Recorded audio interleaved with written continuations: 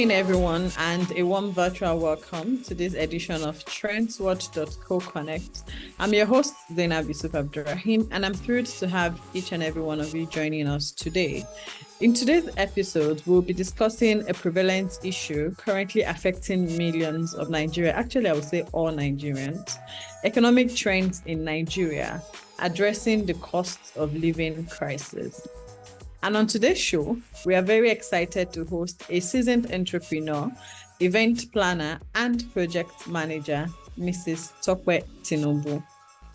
Mrs. Tope Tinubu Nehemako is a seasoned entrepreneur and the founder and lead planner at White Orange Management, an esteemed event management company with a background in linguistics from the University of Ilorin and an MBA from the University of Roehampton, London. She brings a blend of academic prowess and practical expertise to her profession. Mrs. Tope is certified in project management Prince 2 and agile methodologies, which she adeptly applies to simplify event planning for high-profile clients.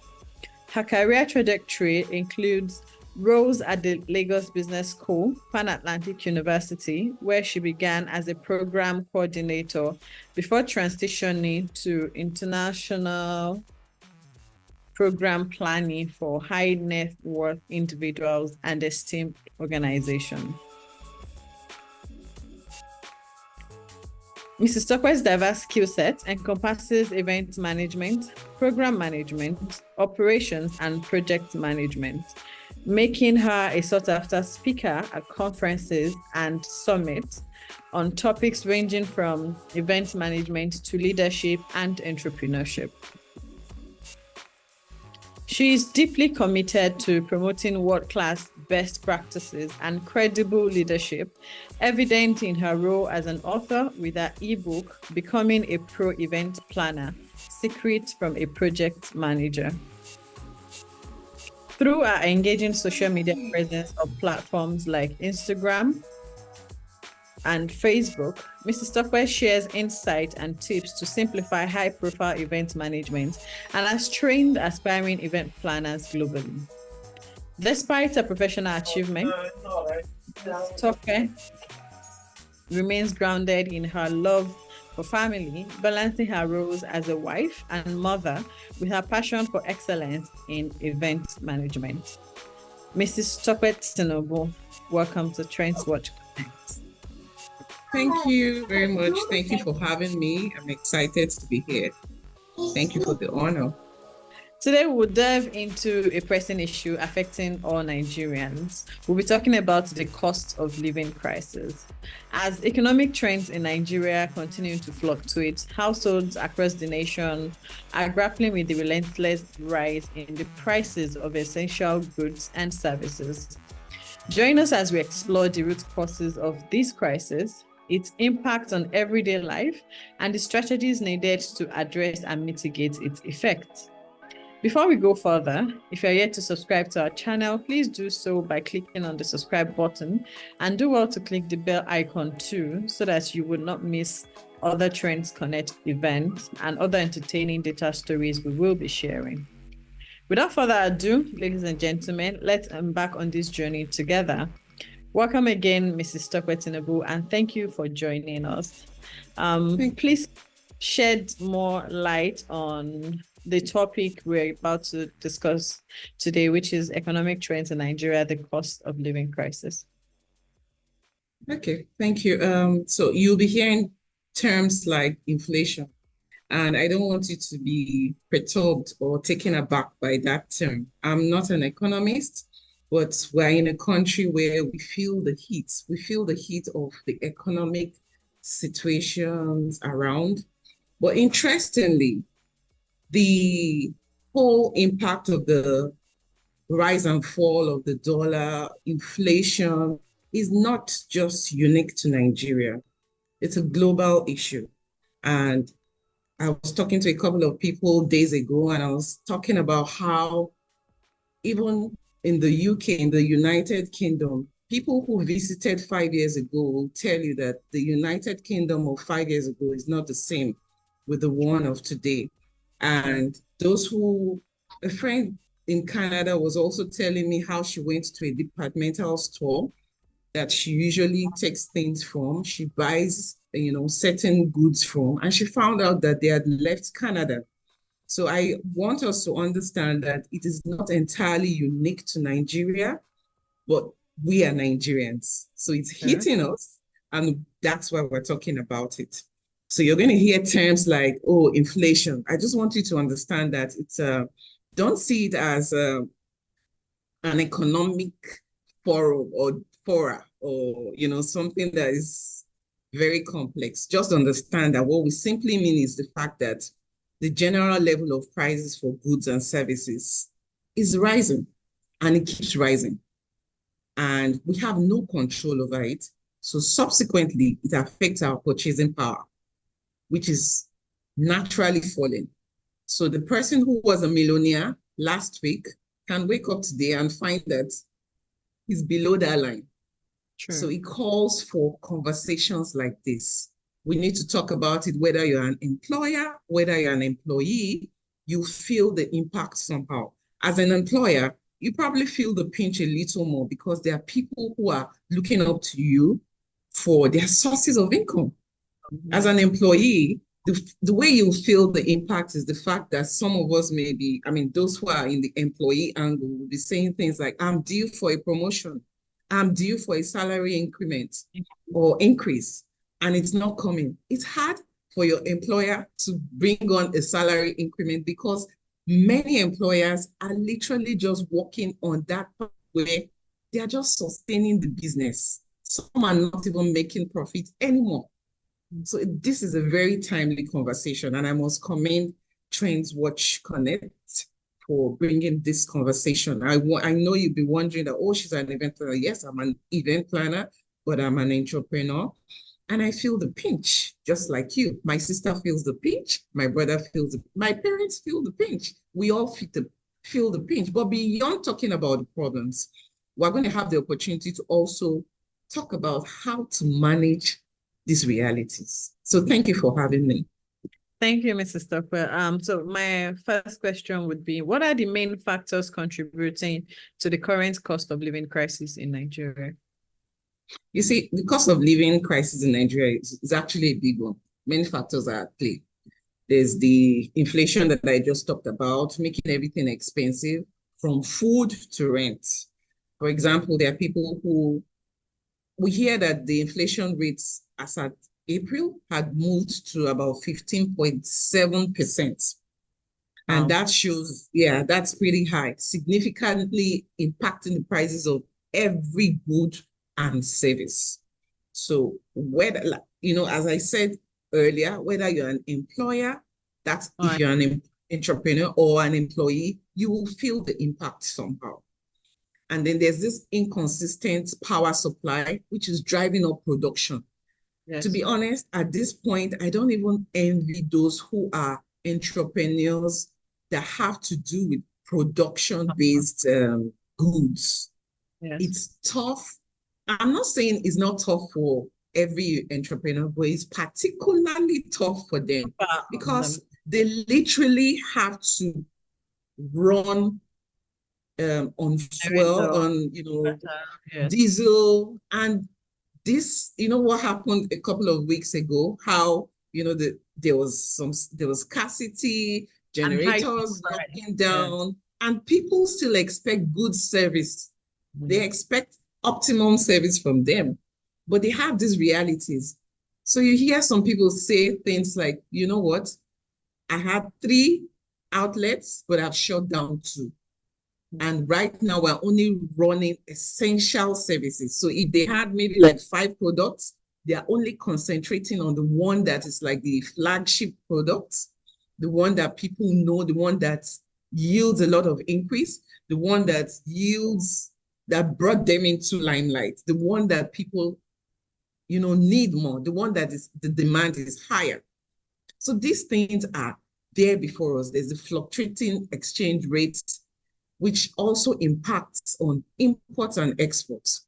So that's, at the end of the day, it's just like a ripple circle. It affects the goods of prices in the local market. a couple of months or weeks ago, there was this very huge hike in the cost of goods in the market. Yes. Some supermarkets did not alter or adjust their prices. They still, till today, still decided to stick to those prices. And so what happens to you and I when we need to go to these places? We have to buy times 3 or times 4 what we were used to buying, and our purchasing power is still the same. So it affects everybody. The sad part is how, the Naira is depreciating. So even if you invested, you're not sure what it will yield over time because of some of these indices. So I am really happy that we're talking about it. I can't even rule out the fact that corruption has its part, but this is not a political discussion. Beyond corruption, there's also the part of inadequate infrastructures. And then, of course, our reliance on a couple of sources of thriving as a nation. So yes, there are many pockets of problems, but the truth is every Nigerian at this point is facing the heat. However, the way we manage it varies. I wanted to, when you mentioned something about how rapidly the Naira is depreciating, it actually struck me. So I have a younger brother in the UK, and we were talking money, and he needed me to come through. Now, being the big sister, magnanimous big sister that I thought that I was, I sent 100,000 Naira to my brother. Because in my head, that's a lot of money. Do you know what it means to have 100,000 Naira in Nigeria? And my brother goes and says, "Oh, I've just changed it to pounds, and it's just 50 quid." And I was so upset. I said, "You know what? Give me my money back. You don't have manners. Because why would I send so much money to you over there? I mean, from here to there, and it's not doing anything for you there. It's really sad. It's where we are as a people. Yeah, it's a tough one. It's a tough one. I mean, it's bad enough that we're known for not having lights, and some natural things that people associate with Africa and Nigeria. And then now waking up to the realities of nobody knows what is out there. The new law, the new economic policy, the new governance policy that may just impact. New exchange rate.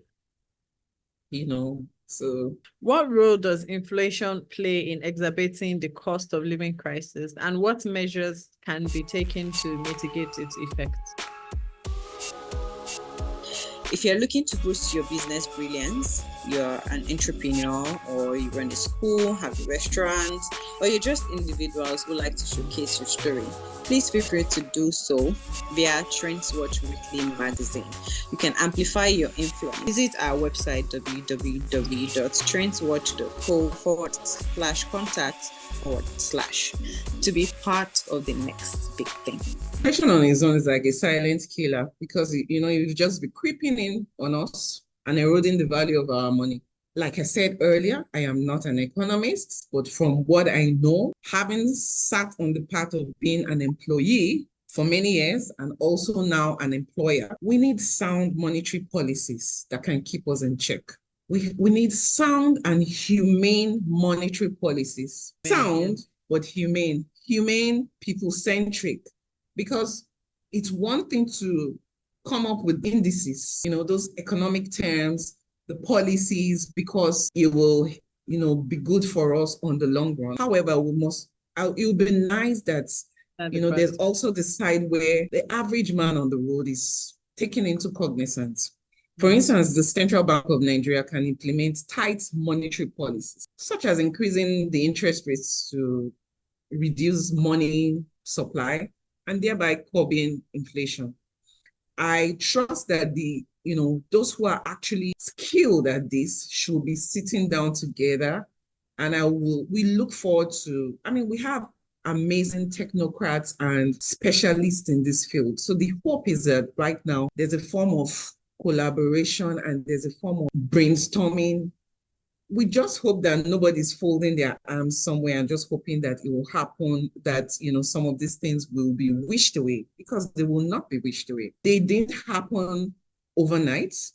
they crept in by certain policies. So we have to work out a way to curb and manage the inflation. Additionally, I think that investing in sectors like agriculture, tech, infrastructure can help stabilize prices. And not just For example, oil. exactly, we've been talking about this oil for years, since when we were really little.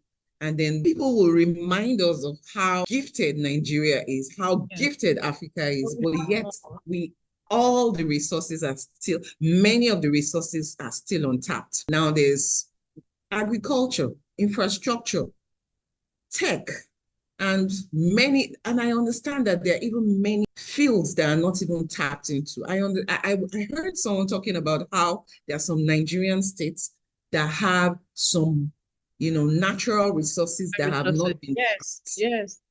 And people are already excavating them illegally to make their own sources of income. It shows that, from the top, something can be done in a unique and more synergized way to explore these opportunities, even agriculture. I mean, those who read agricultural education, those who came up, who started, agriculture with the flair to do big, were discouraged along the line because there are policies, from the top that are not really supporting this. And I also think that we should, generally, let's not forget about social safety nets to protect the most vulnerable among us, like food subsidies, cash transfers, low-income housing. I look forward to a Nigeria where having access to housing will not be for a certain category of Nigerians. It will be accessible to everybody, you and I, So I feel like there's hope. I am of the opinion that we just need more synergy. I know that a lot happens. A lot is happening at the same time. There's insecurity, there's this and that. But you see, the reason why there should be a bird eye view on economic concerns is because it is the bane of what keeps us as a country. So it's not a time to push it aside and say we will come to it. I do hope that, that we're able to spread our net to other fields and sectors and see how it comes. I'm happy that tech is becoming a form of oil, but of course there are still certain policies that are not making it exactly as buoyant, as boisterous as it should be. But there's hope. There's hope. Okay, thank you, ma'am. My next question is, how does income inequality contribute to challenges faced by Nigerian households in meeting their basic needs? Well, the rich keep getting richer, they say, and the rest keep scrambling to make ends meet. But I think we can change that narrative. People say it's not fair and it's not sustainable. For example, the top 1% of earners in Nigeria are, usually the people at the top, while many Nigerians struggle to afford basic necessities. And so this makes the wealth gap very, very wide. Well, I will say that it starts with you and I. You read my profile. I read linguistics from the University of Ilorin. I may have sat down and felt very comfortable that, oh, well, I managed to do this first degree, I beg. I went on to do my master's. I didn't get satisfied with that. I had an MBA, but I pushed further. I moved into tech at some point. I had worked 9 to 5 for about 15 years, different sectors. For every time I moved on to a new job, it was out of the desire to curb poverty. Do you understand? I just didn't want to rest on my oars. So while we complain about where we are as a people, we need to keep on opening our eyes to what can I do? Where are the opportunities? Okay, I'm an event planner, but I speak at events. I didn't go into any school to learn how to speak at events. I was watching TED Talks. I was watching YouTube videos. And I told myself some realities. I told myself some truths. I told myself this shyness has to go to the back. There was a time I couldn't look at people in their faces, but tell me now, even if it's a 10,000 capacity crowd, I will speak to them, and you will be the one to beg for your microphone. I'm just trying to tell you that, these are all efforts towards curbing poverty. Because no godfather will save you. That uncle needs help too. That godfather is looking for another godfather too. So I get worried when some of us keep hoping that because one uncle or one auntie who's at an advantage position, help will come for you. Look, these two hands are there to help you. One to help yourself, and the others to probably help others and help yourself a little further. And I learned that early, and it helped me. So that's why you see that you wonder about my profile, why, So yes, I never stopped learning because I don't want to be at the back educationally and also financially. I'm not yet there, but it's a work in progress. And I hope that this encourages someone here as well, that the country may not be the way we desire it. Even if you find yourself outside this country, you will understand that some things are actually global. So what can you do? You start from yourself, and then we extend to others. Thank you very much for that answer. My next question is, what initiatives are being undertaken by private sectors to alleviate the burden of high living expenses in Nigeria? I noticed that some companies are stepping up to the game, offering employee benefits like housing allowances, some subsidized meals, some will tell you, okay, work from home for 2 days. And I think I particularly like that. That is fair and very, very kind of such employers. Work the hybrid style. Some companies in the manufacturing sector may provide transportation.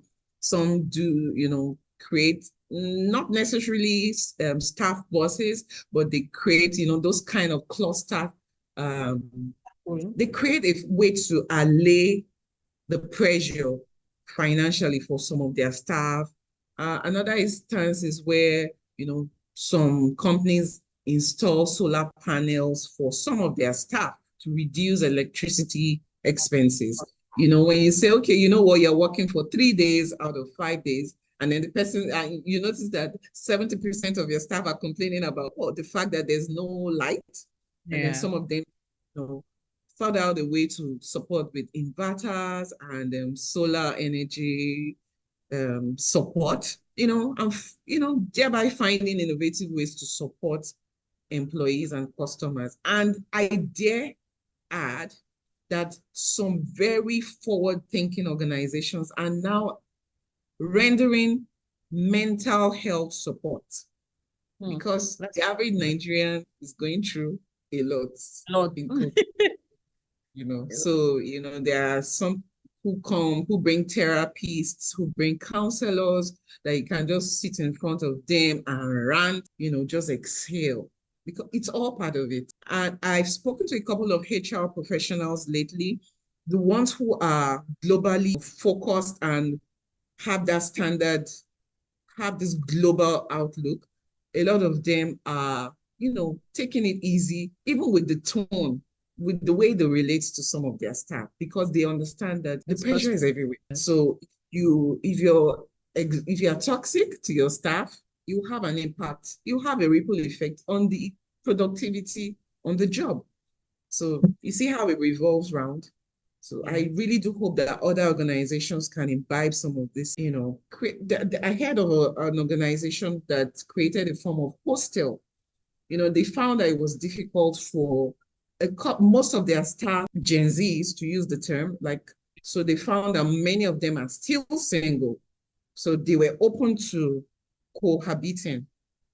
And so instead of having to travel to where, or come from where they normally stay, they decided to create a form of hostel.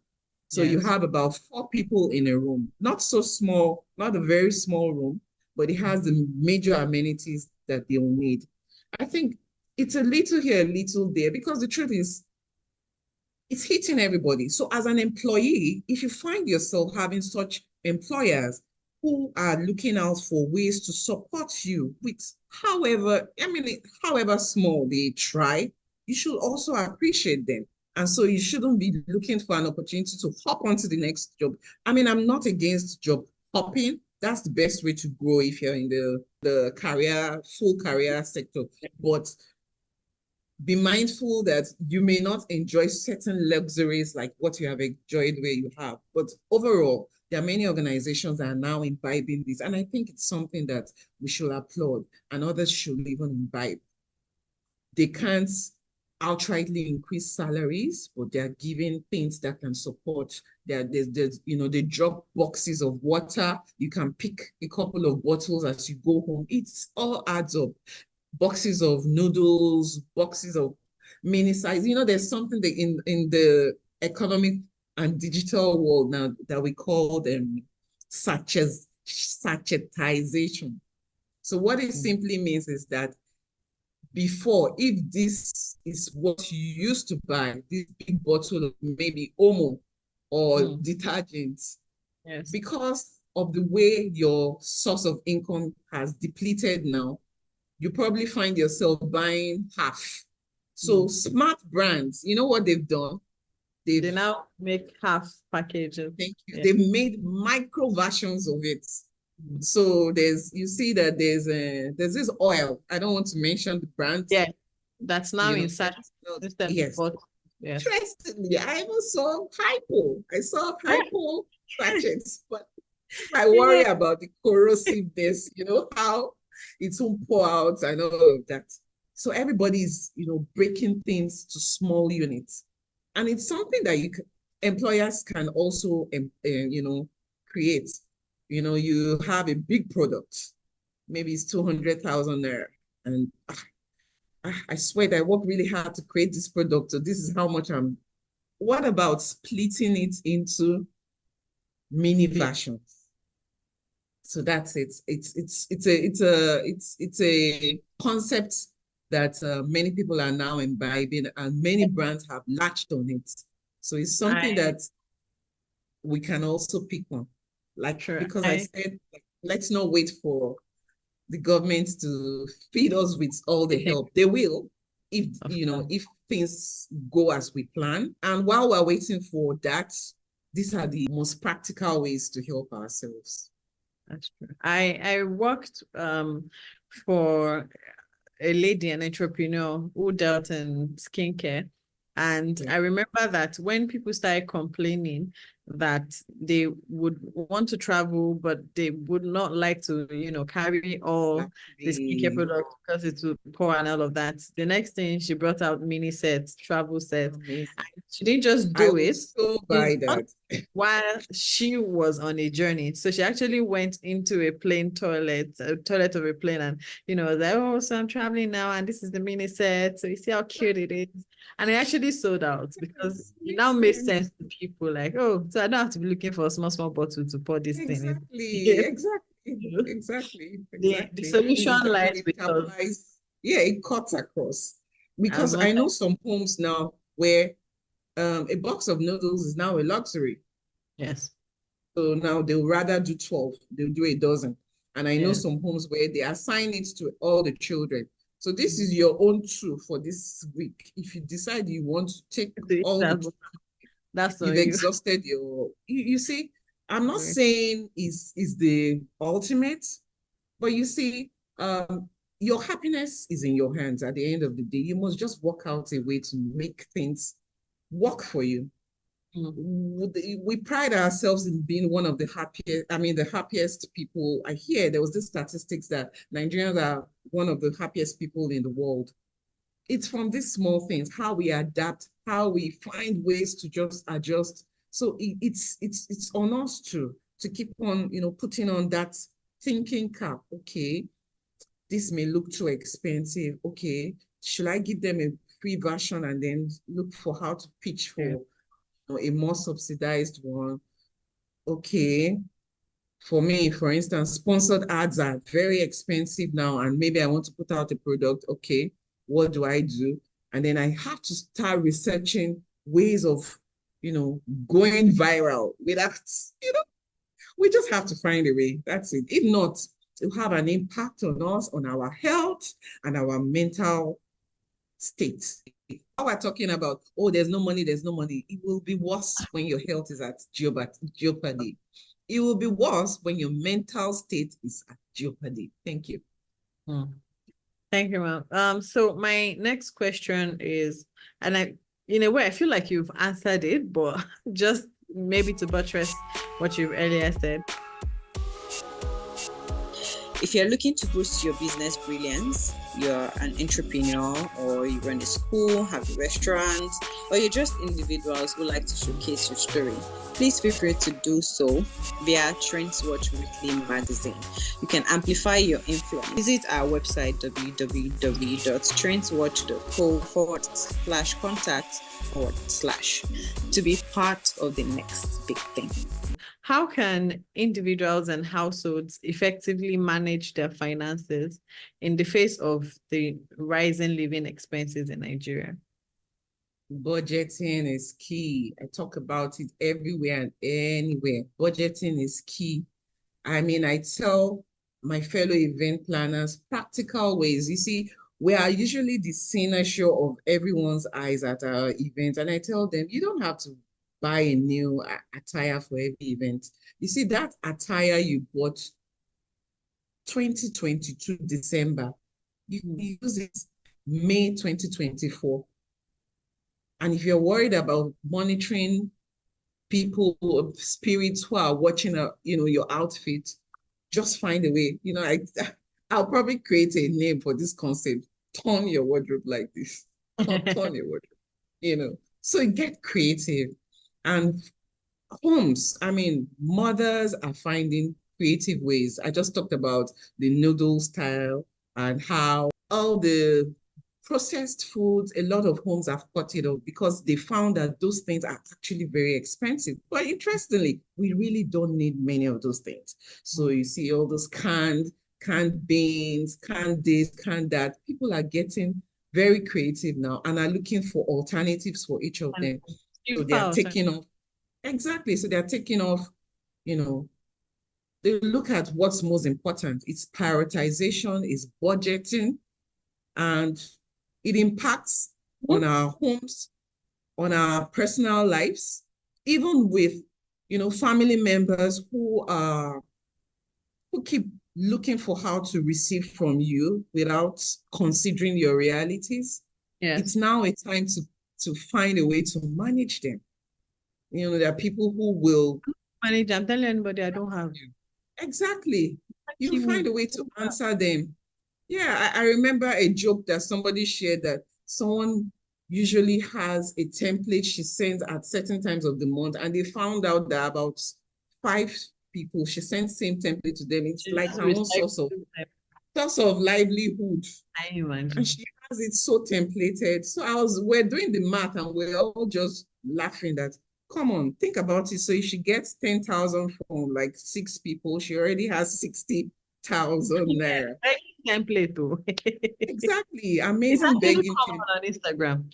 Very, very common. So you need to be very careful. You need to also get intuitive to the point where you identify what charity. Sometimes you think you're doing charity, but you're actually splurging without knowing. The person you're helping, who you thought you were helping for a need, God bless you, has gone to use that money to buy a phone that you cannot afford. So it's a time to be, in our Nigerian term, open your eyes. The street is not smiling. Also, unfortunately, there's also the impact of higher insecurity. So you need to, this is the time where people are snatching phones more. People are looking for phones to steal. You're walking on the road. It's a time to open your eyes and be on the alert. Shut your gates early, because for all that matters, that person who you think is your security guard is guarding up with the next person to see how to steal from you. So it's a slightly tough phase. I'm usually very careful with my choice of words, but I have to say it's a challenging phase for us as a people. But because we're a resilient people, we will keep on finding ways. And I have said budgeting will help, prioritization will help, you know, what they taught us in basic economics that time, scale of preference, understanding what's important and what's less important. Exactly. Prioritizing your health, prioritizing education, and knowing that many things that we thought were important are actually luxuries. Yeah. So as simple as you see these pretty nails that you're saying, there's some weeks I'll say, you know what? I'm not doing. I don't have any events. I don't have any special outing. I don't have any talking events. So I'm just going to let the animals, I'm going to let what God created under rest. And I use those words to justify it and make myself feel good. And that way I've cut off some costs. Some days I leave my hair fallow. I just say, oh, let it breathe. I'm just trying to cut that salon cost, you know? Yeah, so we just have to find a way. And, you know, just cut off all those unnecessary things that you thought was the soft life. Yeah. Some of us have 3 sources of you have DSTV, you have Africa, you have YouTube, you have Netflix. Decide which one is priority. Yeah. You'll be amazed at what some people pay for their subscriptions. You have 3 domestic staff. And unfortunately, let me tell you something I don't want us to forget. This thing is going to teach us to bring the best part of us out. You know, if you are an employee, this is the time to bring out skills to show your employer that you are irresistible. You're not that person that should be neglected. Yeah. So that if there is any form of downsizing, you are going to stand the test of time. So I want to use myself as an example with all humility. She has a background in linguistics and she has an MBA. How? And she's a project manager. Interesting. So where do we even push her off? So let's say they're saying, okay, for instance, oh no, all those who are from the arts background, take them out. Okay, you've taken me out, right? But you see me again when you're trying to see who has a tech skill. I have a tech. You can't push me out. And then you're thinking, we need people who are thinking like entrepreneurs on this thing. Then they mention Tope again. So this is a time, we're not saying go and do Harvard courses. There's so much knowledge out there. Just be sure that, you know, if somebody really wants to help you, they will be proud to help you because you're bringing on, right now, to be honest, anybody I'm employing must really help me. The parts where I struggle with, you should be able to take off that burden from me. And then I will not have time to teach you. So that means you must be coming with what will benefit me so that if I pay you, I don't feel like I wasted money. Yeah. So that if I decide that, oh, I have 4 staff, I need only 2, you will be in demand. So make yourself in demand. Yes, the government may have failed, or the government are at a phase where things are not as we expect, but work on yourself to be the best version, to be so good that you can get remote jobs. In 2022, I'm an event planner, so I had a remote job in the UK. I don't tell many people, but many people didn't know.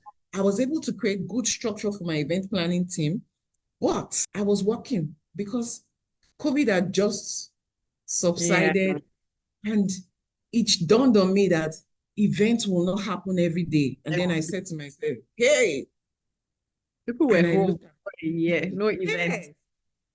Why would they do events? We were one of the most hits. It brought out DIY skills in a lot of people. So why do I need to hire a planner? Try different things. So picture it in your mind that, God forbid, this is a form of COVID. Let's be honest. It's like economic COVID. You wake up one morning, oh, there's no food.